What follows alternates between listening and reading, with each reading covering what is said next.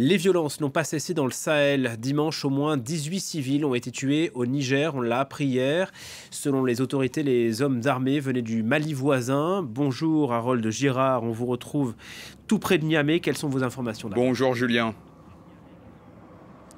Pour l'instant, ce que l'on sait, c'est que les assaillants qui ont tué ces 18 personnes ont attaqué un camion de transport entre deux petits villages du nord du Niger. Des petits trajets de moins de 50 km où les habitants se voient de nouveau très menacés dans la région.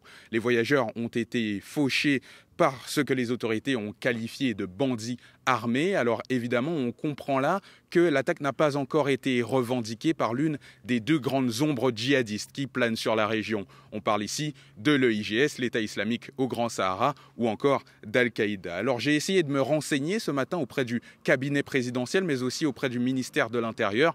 Pour l'instant, on doit se tenir aux informations données dans le communiqué d'hier soir, pas plus de précision sur les circonstances du drame. Quelles conséquences, Harold, cette nouvelle attaque a-t-elle pour les habitants de la région?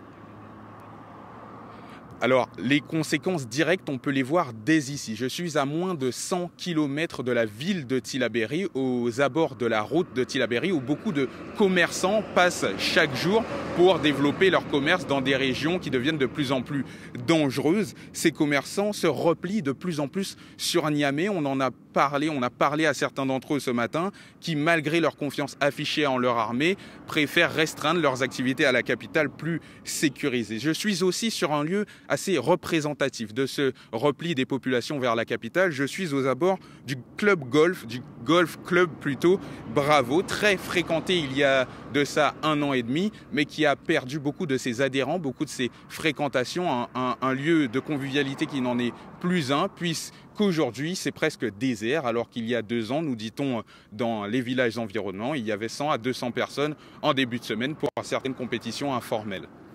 Merci beaucoup Harold Girard, correspondant France 24 au Niger, donc tout près de